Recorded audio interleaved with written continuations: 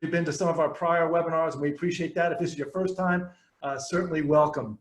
Again, my name is Lee Colan. I'm joined by Julie Davis-Colan, my partner, wife of many, many years, and co-founder of the business 21 years ago.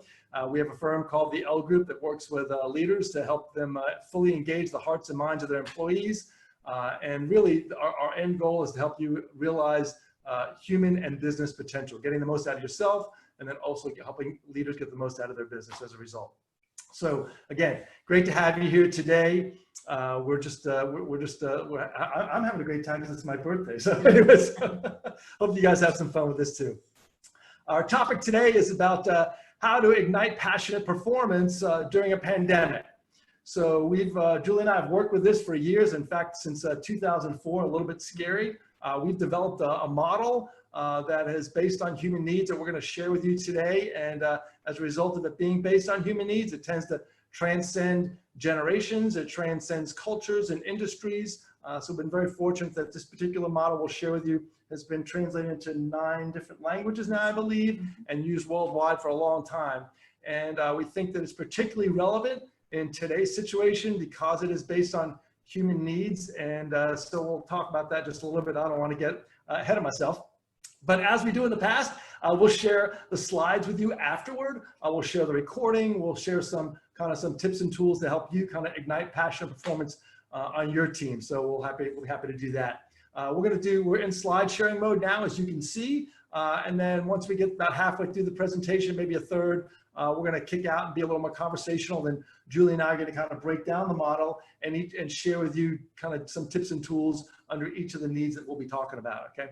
So with that in mind, I'm going to go ahead and kick it off to Julie and let her get things started for us. Okay. Thanks, Julie. Yes, and before we start, just a little housekeeping. Okay. Where do you want the questions? Oh, thank you. Isn't she so polite?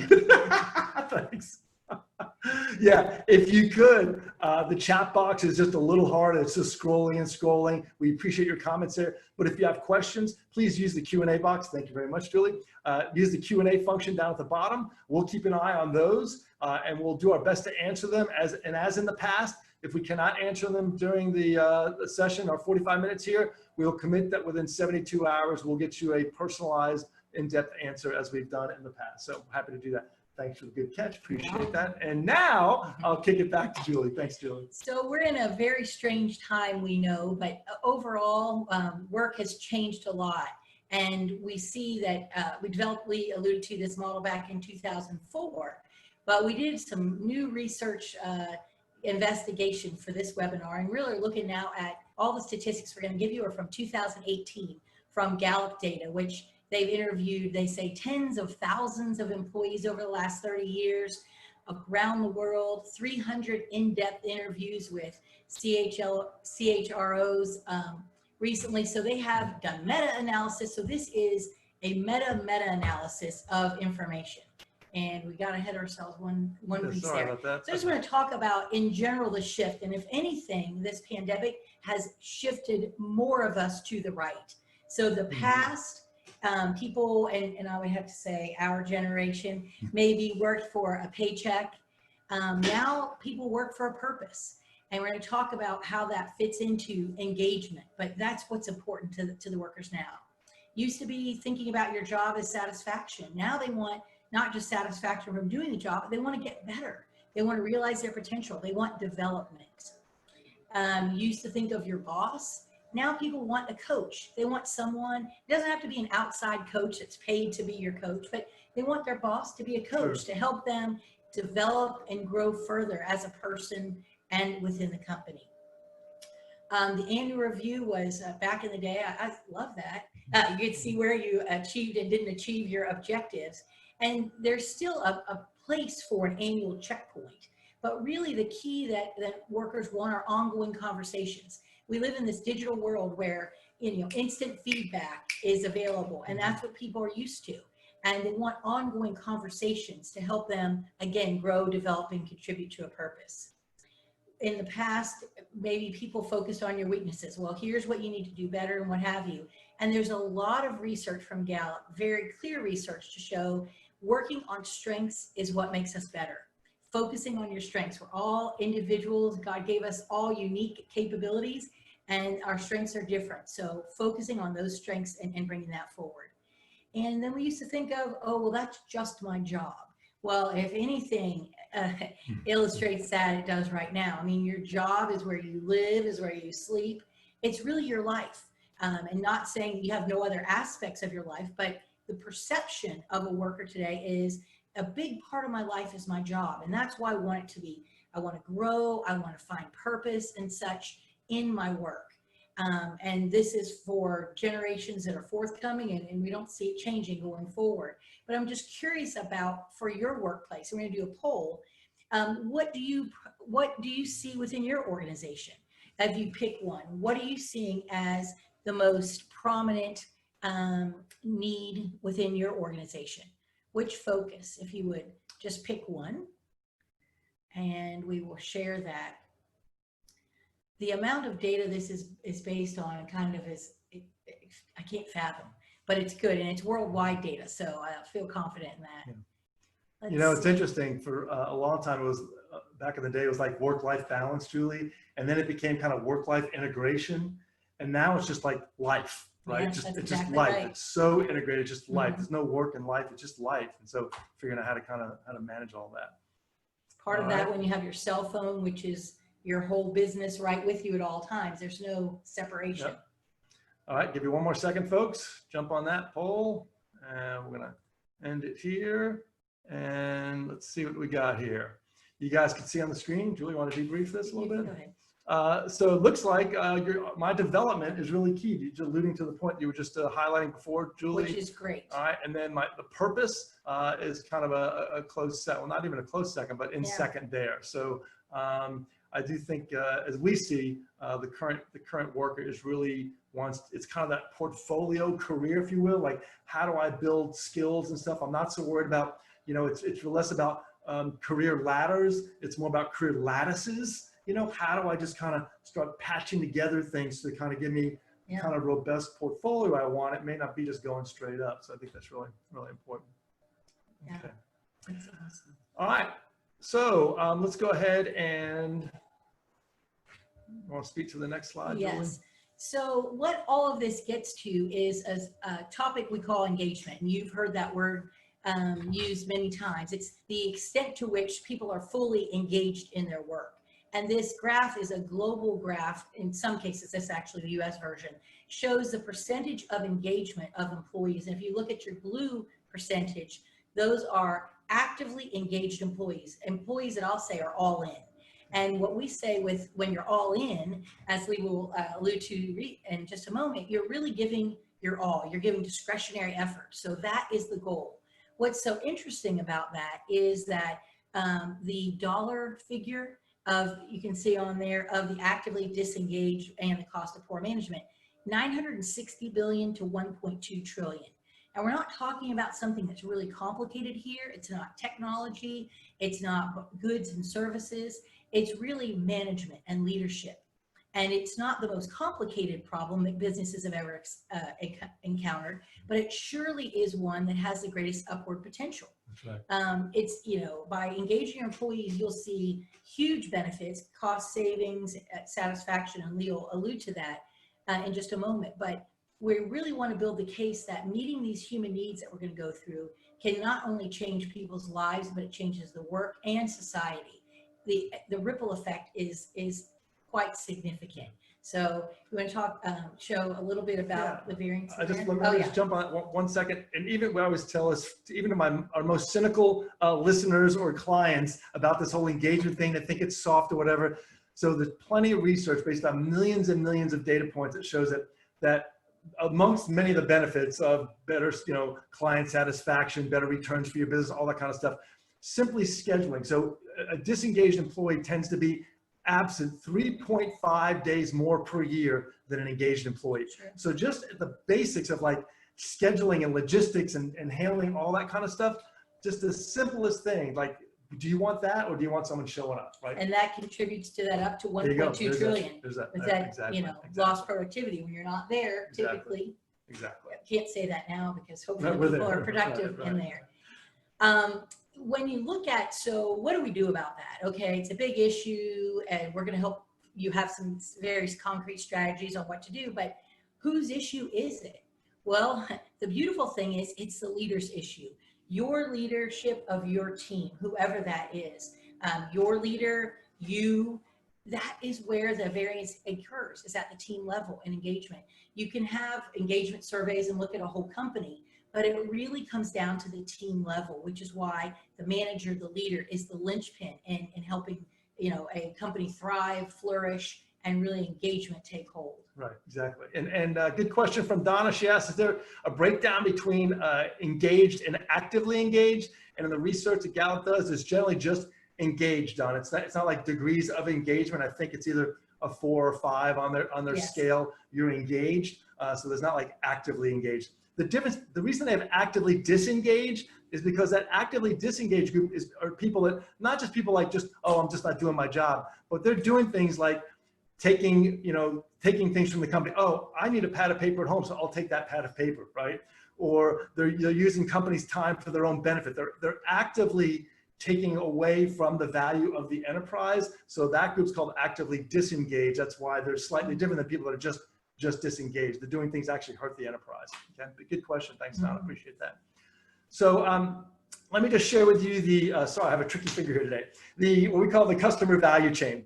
And it's basically just shows there's a value chain here, and all organizations want shareholder value. And I think we're moving to a time where we're looking at stakeholder value, not just the shareholders, but the community, the employees, the shareholders also, but all stakeholders in a business. So think of that as really stakeholder value as we move into the future.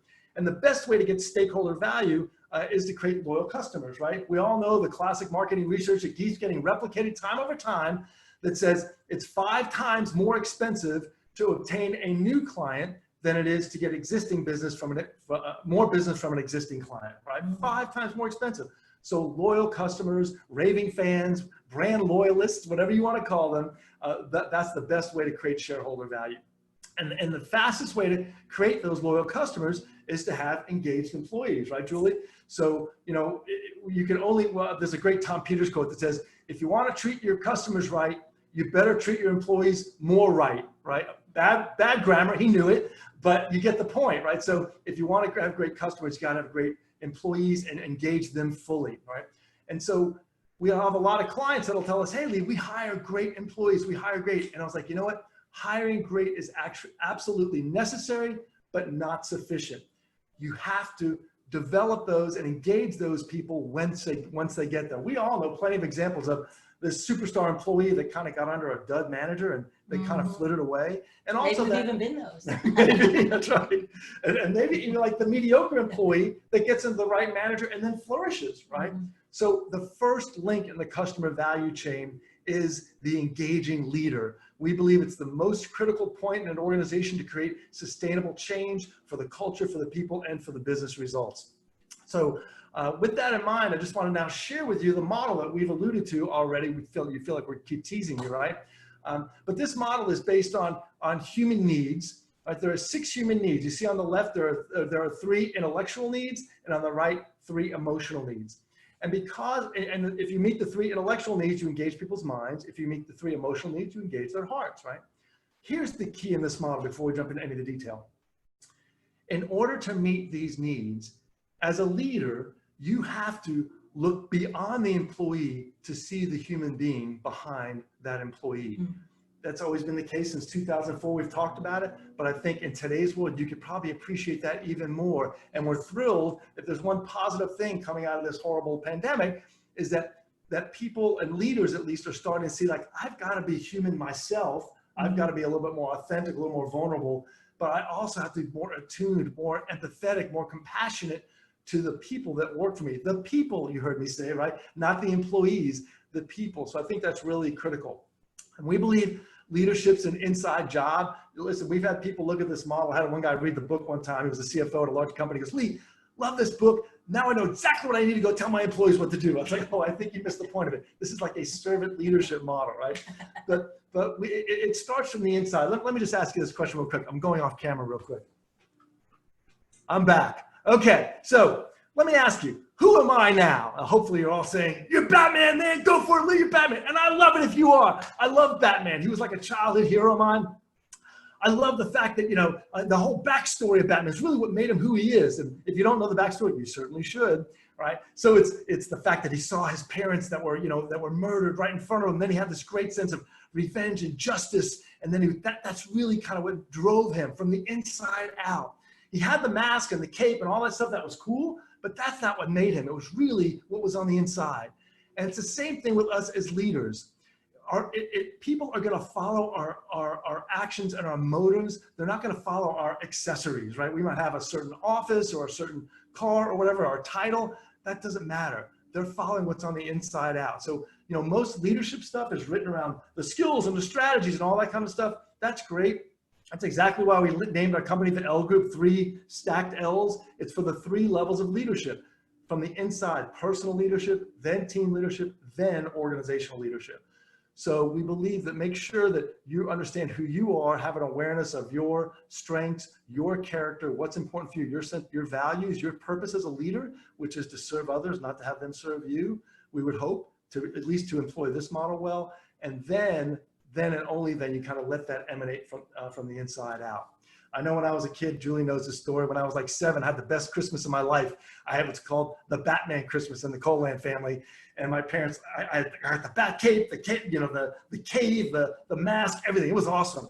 And I was reminiscing about 20 years later with my parents. Remember that great Christmas I had? I got the mask, the cape, the cave, and my parents started looking at me like I was crazy. They were like, "What do you mean the cave?" I was like, "Remember the cave? I was crawling all around it. That was awesome." They said, "Lee, we think we got a new refrigerator that year," and there was a big box. And I was like, "Oh well." So I had a good imagination, but it was still a cool Christmas for me. So anyway. I think you still have that imagination, because I will have to say this is only partial Batman. This morning, our family was greeted by full Batman outfit when we did Family Orange Theory, and the strobe light and the music. So I'm guilty. I'm guilty. I was living out my youth a little bit. So that's great. So anyway, so in this model, it's about how can we authentically express these needs. So listen, there are passionately performing companies. Google's a passionately performing company, and guess what? So is Texas Instruments, right? Lots of pocket protectors in Texas Instruments. Doesn't mean you have to have a bunch of ping pong tables and foosball and segways going around the hallways. You can express this in any way it's appropriate for you. So let's take it one side at a time and dissect it just a bit. So the left-hand side is the mind side, right? So this is the science of leadership. And this is every MBA program, most workshops are around this. We're well tuned to this. It's about cause and effect. It's the rational side of leadership, right? So if you meet these 3 needs for achievement, autonomy, and mastery, you engage people's minds. We call it intellectual engagement. When you move to the other side, it's the emotional side. So these are the needs for purpose, intimacy, and appreciation. And this is the art of leadership, not talked about as much, right, Julie, in MBA programs and in workshops and stuff. We hope more and more will be talked about, but it's a very important side. It's the art of leadership. It's the side of relationships. It's the emotional side. And when you engage those needs, you meet those needs for your employees, you engage their hearts. Together, we call it passionate performance. So let me give you a very technical sounding definition. Let me just tell you what the real deal is after that. So passionate performance is nothing more than getting a strong and sustained, that's the key word here, not just strong, but strong and sustained intellectual and emotional connection to your work, right? And you're thinking, blah, blah, blah. That's what that PhD stands for, Lee, piled high and deep, right? I get it. But here's the bottom line. Passionate performance is really the holy grail for leaders. It's getting discretionary effort from your team. Your team willingly giving their time and energy to help meet your company or your team's goals. We have a client in downtown Dallas. He used to operationalize this term and say, you know what? People would mostly coming from North Dallas would have to take the tollway and say, I want you thinking about us when you're on the tollway coming into work, right? And he knows if you're thinking about them on your way to work, you're giving your discretionary time, your time and effort and intellectual capital to the business. That's really the goal here. And just to add to that, it is the goal for the company, but by the same time, all of these are actually meeting all those human needs that would be individual. That's the idea. Because these needs, it's a very simple formula. My needs are met, are fulfilled, I'm at my best. I'm flourishing in essence. That's the formula. If my needs are not met, I'm frustrated and I'm not at my best, right? So it's a very simple formula here, and it's based on human needs. And again, because it's based on human needs, this transcends generations. So for example, baby boomers used to be very much set on achievement. Achieve, achieve, achieve, achieve. They had these other needs, but that one was really important to them. We know today, based on plenty of research, Daniel Pink in his book Drive and lots of other places have identified that for millennials, they really focus on the needs for autonomy, mastery, and purpose. So 2 on the intellectual side, 1 on the emotional side. Not that they don't have those other needs, but those needs are really key to them. So as you're trying to develop them and work with them and help them flourish, you want to make sure you're meeting those needs. So before we move on and kind of just come out of slideshow mode and kind of just bounce back and forth a little bit with Julie and I, let me just share a quick story to kind of help illustrate what this looks like. Because when people are passionately performing, Julie, it's not like they're just reading from a script. Hello, Mr. Colan, you are a valued customer. I am happy to help you today. It's not that. It just comes from the inside out. They exude that passion. And let me be clear here. The word passion is kind of an emotionally charged word, right? So keep in mind, the passion comes from the emotional side, but the performance comes from the intellectual side. They go hand in hand. If we just drive all the thing on the intellectual side, we create a sweatshop, right? Yeah. But if we just focus on the passion side, on the emotional side, well, that just becomes a party, right? They have to be both, right? It's a two-sided thing here. It's not one or the other. I want to point that out because a lot of times people just focus on the passion side. It's both. But Julie and I used to have a ritual when the kids were growing up. We would want to make sure we would have some time for our own relationship. So every other Wednesday night, we'd have a date night. And so we'd go to a place called Texas Land and Cattle that was close by our house, and we'd sit down there. And I remember one time a young man came in, and he was very energetic, and he said, "Hello, folks, good evening. How y'all doing today?" And he goes, "How can I help you?" He goes, "Hey, have you guys thought about trying that tableside guacamole?" And he's like, "Man, we bring up a table of all this stuff, 12 ingredients. You tell me exactly what you want. I mix it up fresh and warm right there. Boom, lay it right on the table for you." I looked at him. I looked at Julie. I was like, "We'll take it." He goes to go get all the ingredients. And I turned to Julie and I was like, "You know what, Julie? I don't even like guacamole," right? And so now I've learned to love it. But the fact is, when you have people delivering passionate performance, the people they're interacting with tend to many times buy what they don't even need, or they buy more of what they need. And that's a great thing for any business, just because people are loving that energy and that passion behind it. So that was a great living example that we had. I always remember, I like to reflect on. So let's go ahead and we're going to just touch on each of these needs just briefly for the remaining part of our time. And we're going to go out of slideshow mode, and then we'll just kind of, Julie and I are just going to chat about that. Okay. Let's see here. Okay, so here we are. We're full screen here, folks. So let me go ahead and start just with achievement. Remember, that's the first intellectual need, the need for achievement. And this is really people, if you think of the worlds of, Julie, of like sports, business, science, politics for sure, right? That need for achievement is like so deeply ingrained. People just want to naturally achieve. So many times the main thing that we need to do as a leader is to just get out of their way, right? We need to make sure that we're kind of balancing the authority with the responsibility, making sure people can make the decisions they need to make. We want to make sure we're providing them the resources they need. We want to make sure we're not being a bottleneck with decisions that we have to make. So really eliminating barriers is one of the main things we could do to ensure that we're helping people meet that need for achievement. It's not like we even have to do a lot, right? But in addition to just eliminating barriers, we also want to make sure we're keeping score. Sure. You know, we have this in our house. It's a kind of an open format. It goes from our kitchen to our family room, and then we have a game room down below. When we're not doing our workouts in the morning, we have a ping pong table there. And oftentimes during family events, kids will be playing ping pong and stuff down there. I might be helping out in the kitchen, and I could tell very clearly what's going on down there. I could kind of see the rhythm of the game. I could hear it go ba-boom, ba-boom, ba-boom, ba-boom. I see someone drop the ball, they pick it up, you know, but I know immediately, even if I can't hear anything else, I could tell when they start keeping score, right? I could boom, boom, boom, boom. I could see it, and all of a sudden I look up and I see wide eyes, and they're down crouched and they're stanced and they're really focused. And you know why they're really focused? Because people want to win, right? They want to achieve, right?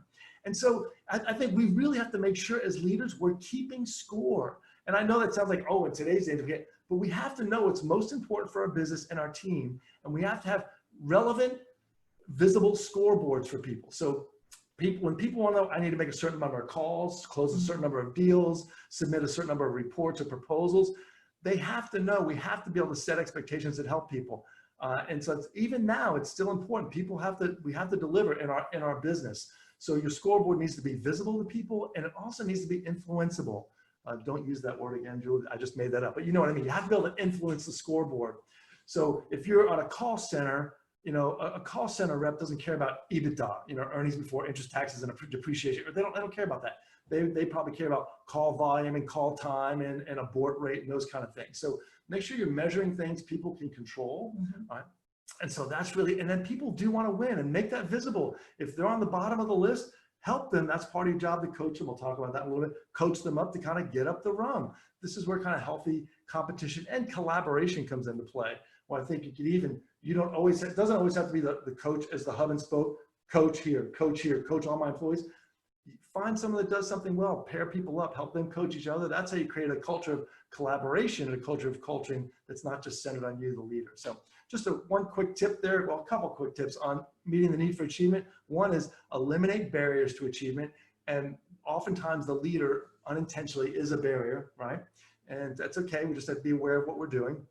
Asking for reports that we don't really look at, not being quick on our decisions, making sure people have the resources they need. So eliminate barriers, and then also make sure we're keeping score with relevant, visible scoreboard. So that's the first intellectual need. And the second intellectual need is the need for mastery that Julie will talk about.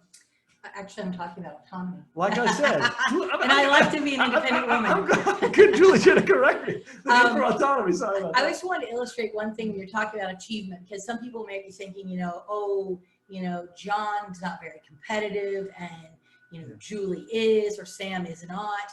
And if you distill it into a human need, we always like to say, and maybe just think about this to yourself, write down a note, like how many times does a child attempt to walk before he or she is successful? They have no coach. This is just a basic little human being learning to form. How many times? And you might be writing down or thinking in your mind, some large number, or maybe you had a very proficient childhood yourself and you were a one and done. Maybe your children were really great and took 5 steps. But the bottom line is, it's as many times as it takes. That's how ingrained that need for achievement is. Just because you fall and get your head bumped and maybe even cut your head open, you don't stop. So whether or not we perceive ourselves to be competitive and achievement oriented, the human need to achieve is really illustrated, I think, when you roll back and go even to babyhood for that. So speaking of autonomy, I want to talk about the next need, which Lee alluded to, which is an intellectual need. And the fundamental human need that I'm going to talk about here is really the need for involvement within autonomy. There are a number of strategies. I'm going to talk about that. People support what they help create. And I think more than anything, I've really seen this illustrated during the pandemic. And it's interesting because we have a full house. We have children that have returned from one from New York City, a gainfully employed boy, and a gainfully employed girl from San Antonio.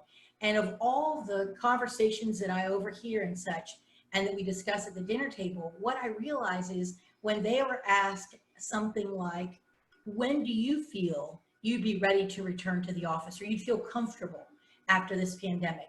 Would you prefer continuing to work remote or, working back in the office when we are capable? That one question involving them in something that's so big, not even that their answer is going to be the one that's true, but you could just see the tension melt. People want to be involved. And when you think about goal setting, I love this stat that when managers involve their employees in goal setting, they're 4 times more likely to meet those goals. So it goes to that involvement, autonomy, and desire to actually achieve something that I help set.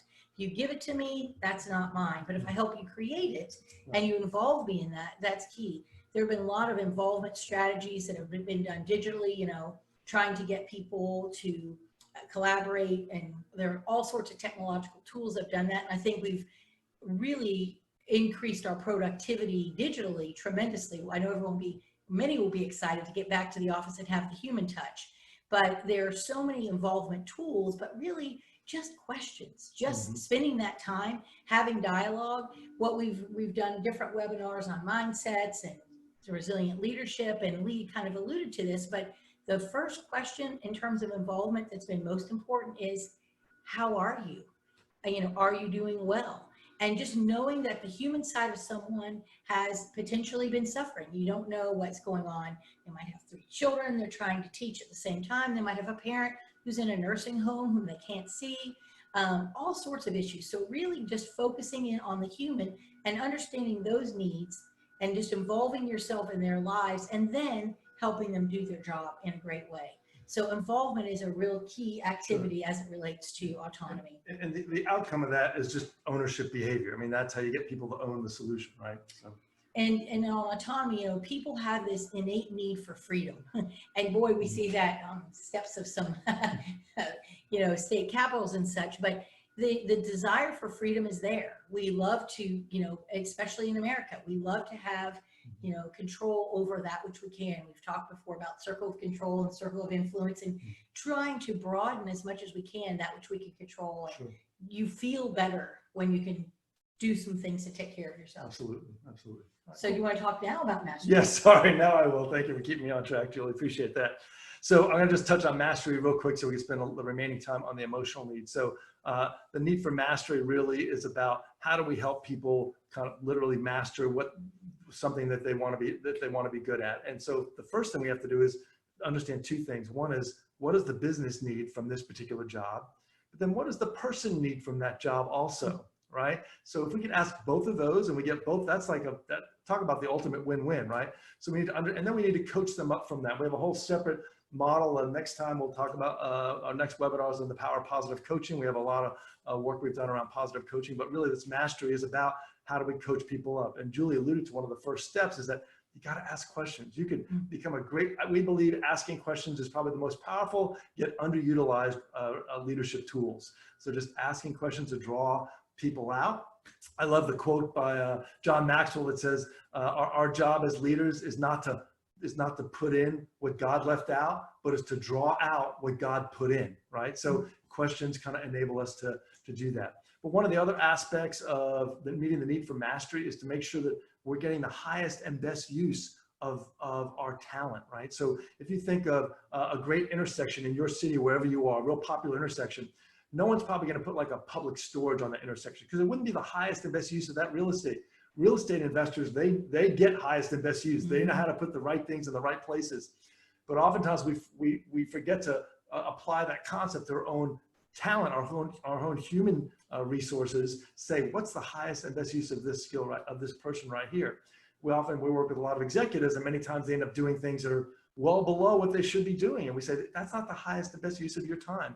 So as a leader, we want to make sure that we're using all the resources, all the tools that we have to make sure that we're getting the highest and best use of that person.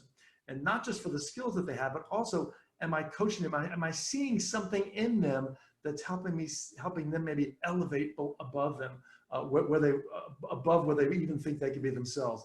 We hear this consistently when we do the workshop on this. We'll ask people about their passionately performing leaders they've worked for. And almost every time people will say, it's someone that saw something in me that I didn't even see in myself. And we believe that's usually the sign of a really inspiring, great leader, is someone that can kind of see potential in you that you don't see and enables you to flourish to a point that you weren't even aware of yourself. So those are the 3 needs: the need for achievement, autonomy, and mastery. If we meet those 3 intellectual needs, and again, there'll be more tips we'll send you afterward. Meet those 3 intellectual needs, you get intellectual engagement, you engage people's minds, and you get performance for that. Now let's kind of spend the remaining time really shifting over to the side that people won't talk about much, which is the emotional side. And the first emotional need is the need for purpose. Did I get it right this time? I'm doing purpose, cool. yes. Cool. Thank you, thanks. Purpose is a bridge. It's a bridge from today's tasks and toils to a brighter tomorrow. And many of your companies have mission, vision, values, and they're maybe written and put in the prominent places on your website, in your building and such. And really, when we're thinking about purpose, the purpose of the company is critical, but it even comes down to a more personal level. So your department's purpose in fulfilling the company's purpose needs, and that then fulfills a societal purpose. So what makes you tick? We had one client, Cheryl Johnson, who started a new job right after college, and she went in and her boss said, your job is to help the patients get back to their families as quickly as possible with great health and speed. And it just so happens that your task in doing that is that of a dishwasher. Now, Cheryl clearly saw she could have been in the mundane, just thinking, you know, I'm washing this dish and I've got one down and 7,000 to go. But when you put a perspective on that different mindset, that I am really making a difference, and people want to make a difference. They want to make a difference to each other. They want to make a difference to their company and to society. And this really boils it down within your team to look at what role do we have in fulfilling the larger company purpose, the larger societal purpose, and meeting individuals' needs as well. So really tagging that purpose back to your individual tasks within your team is absolutely critical. Lee alluded to this new generation, absolutely mission critical. I mean, if they come in and they're extremely talented, and you have a great company and you have all the bells and whistles around, but that purpose doesn't resonate with them, you're never going to get the extra discretionary effort. And you're probably not going to get them for very long, because they have a thirst for that that's been unseen in past generations. Sure, absolutely. Yeah. So now you can talk about the other. Yes, thank you. Emotional so needs. The need for purpose, and then the second emotional need is the need for intimacy. And sometimes in the research you'll see this being termed as the need for affiliation, connectedness. So if you think about all these three emotional needs, are all about connectedness, right? So the need for purpose is being connected to something bigger than yourself. The need for intimacy is the need to be connected to other people. And then Julie's going to talk about the need for appreciation for a second. That's the need to be connected to the sense of value or your contribution. So one of the things you could do for the need for intimacy is to create rituals. If everyone went to college, if you were in a fraternity or sorority, I wasn't, our kids were, so I could see the value of it. But one of the key things is they're great at rituals, right? Hopefully legal ones, but rituals. And rituals make you feel like you're part of something special that other people are. Not to be exclusive, it's like, this is something special that we have. So even a meeting is a ritual, right? So if you could do it in a special way, that's kind of a ritual we can get excited about. So I think rituals are even more important now when a lot of people are not together, we're all remote. So making sure that before you just jump into a meeting, you kind of do a quick 5-minute check-in, or some of our clients will do, hey, give me a high and a low, or peaks and pits from this past week. Like, give me something great that happened, something not so great that happened, right? So some kind of ritual that kind of connects the group to, this is like special for us. I'll tell you that our clients that use the highs and lows from the past meeting, since the past meeting, once they start doing it, if they forget once, like the boss is like, hey, wait, or the people are like, hey boss, like, where's that ritual?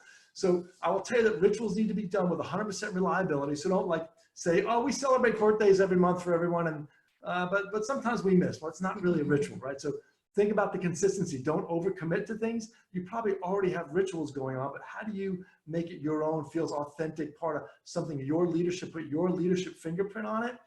So think about those kind of simple rituals that you can, whether it's about celebration, whether it's about service, whether it's about just inquiring. The highs and lows is so powerful because people could share a high and a low from their personal life or their business life. And it's a great window into their world about, oh, I didn't know your mother-in-law was struggling with that. Oh, I didn't know your child just got that scholarship. Congratulations. Oh, I didn't know you were behind on that project and you need help. Hey guys, how can we help them out, right? Or I didn't know you went this extra mile to make us look good and nobody knew about it. So highs or lows, work or personal front, that high and low kind of rituals are a really powerful one. But this is where you get into the art of leadership. You can be creative, do all kinds of different things. So, so we had the need for intimacy, the need for, the need for purpose. I just talked about the need for intimacy. I'll let Julie wrap up with the last emotional need, the need for appreciation, a very important one. The need, and I'm just going to elaborate on one point that Lee said, and all these have in common is connection. And the most fundamental human need, we were wired to belong. And I think one of the extreme consequences of this time period is people being separate. And maybe you're fortunate like we are, where we have each other and our families, but some people are literally by themselves in maybe an apartment in Manhattan and can't get out. That need for that isolation has a pain, which I think is interesting. It really creates a physical pain equivalent to putting your hand in a bucket of ice water. And that kind of gives me a reaction. So all of these emotional techniques or strategies to meet these human needs are absolutely concrete and absolutely essential to meet that need for connection.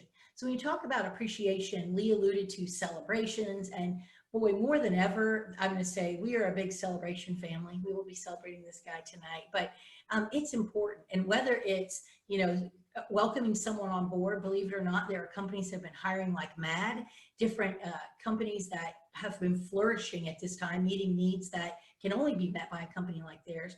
And, it might be tempting just to, you've got another, person on board to do this task, but really creating celebrations of this new person, getting to know who they are, whether it's enacting the birthdays that you said or what have you. But celebrations and appreciation are really important. And there's some interesting research from Clifton and Rath that looks at how much appreciation, or I shouldn't say appreciation, but it's really a ratio of good to bad inputs. Appreciation is one method of a good input, but the bad feels stronger than the good feels good. So there's a 1 to 3 ratio of negative inputs to positive that is needed to offset this ratio. Appreciation is huge in providing a positive input.